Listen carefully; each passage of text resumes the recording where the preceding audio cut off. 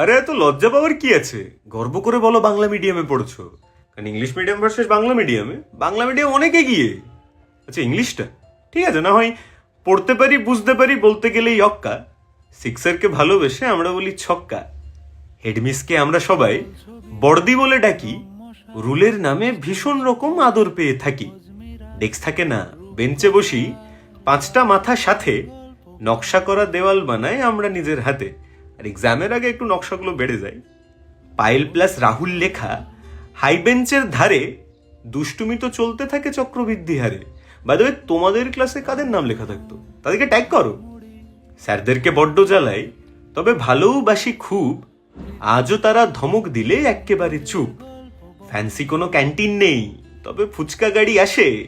হাত গলিয়ে সব পেয়ে যায় বড় গেটের পাশে। আচ্ছা মানছি যে টেকনোলজির ঘাটতি আছে, স্কুলটা মোদের বুড়ো, তবে ক্লাসের কোণে আজও পাবে আদিম চকের গুঁড়ো।